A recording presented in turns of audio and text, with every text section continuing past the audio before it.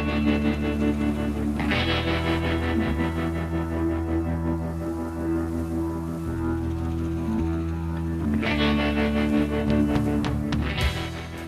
and welcome to a very empty and eerily quiet European Parliament.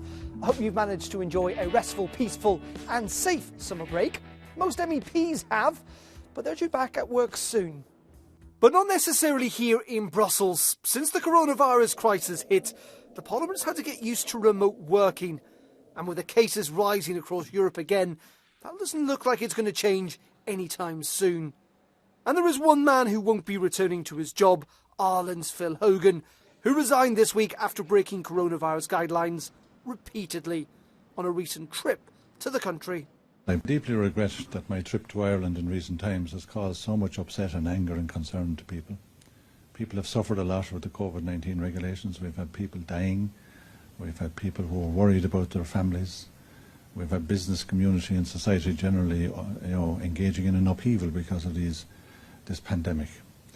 And of course I broke no law when I went to Ireland. I broke no regulations, but I could have adhered better to the guidelines. And so Ursula von der Leyen now needs to find a replacement. It is up now to the Irish government to present suitable candidates for Commissioner of Irish nationality. Executive Vice President Valdis Dombrovskis will assume ad interim responsibilities for trade matters, and at the later stage, I will decide on the final allocation of portfolios in the College of Commissioners. But it's not going to be easy. This certainly will become a headache for von der Leyen and for the new Commission, because this will lead to a reshuffle of her college. This is very likely. It seems quite improbable that Ireland will be able to keep its own portfolio, and this might push some other commissioners coming from other countries to have to give up on their own current portfolio and therefore be ready to take over the trade portfolio. This story is not over and will keep us busy for the next few weeks.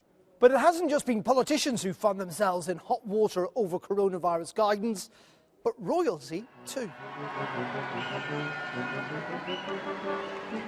The King and Queen of the Netherlands have had to issue a public apology after failing to practice social distancing while posing for a photograph with a restaurant worker during their Greek holiday. Speaking of controversy, Hungary's foreign minister has rejected allegations of corruption and calls for his resignation after he was photographed on the luxury yacht of a businessman whose companies have routinely won billions in government contracts. His defence? It's my private life. Well, MEPs did meet in an emergency session this week to discuss the ongoing protests in Belarus after that disputed election earlier this month, and I had to listen to what they had to say. As opposition mounts both inside and outside Belarus to Lukashenko's disputed sixth election victory, the EU is trying to work out what it should and can do next. So far, Brussels has not recognised the official results, and there is much talk of further sanctions. MEPs on the Foreign Affairs Select Committee met in a special session and heard from Lukashenko's main rival. We are not the opposition anymore. We are the majority now. The peaceful revolution is taking place. The revolution in Belarus is not a geopolitical revolution. It is neither a pro-Russian nor anti-Russian revolution. It is neither an anti-European Union nor pro-European Union revolution. It is a democratic revolution. We as a European Parliament support the position of the European Council that we need targeted sanctions against those individuals who are responsible for these fraud of the elections on the one hand and the police brutality, the torture of innocent people on the other hand. Do you think that the EU's been a bit slow? Do you think it needs to go further? Maybe the response is not so strong, of course, because we have to think also not only about Belarus, but also about the engagement of Russia. and there was nothing on Russia. But maybe in the future we'll respond also to the Russian engagement in the Belarusian case. But the EU seemed determined to proceed with caution. I think it's fair to say it's not been a quiet end to the summer, and there is little sign that in the midst of a global pandemic and economic recession that things are going to slow down anytime soon. MEPs still need to vote on the agreed new EU budget. Many are not happy about the allocation of funds and that it's not been linked to the rule of law.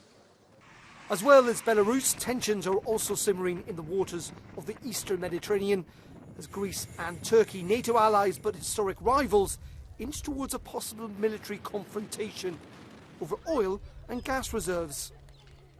The CDU are meanwhile hoping to complete their search for who replaces Angela Merkel. And how could we forget Brexit? Both sides insist they want a deal, but with little progress recently, exasperation is setting in and time ticking, with Michel Barnier saying a deal must be reached by October 31st.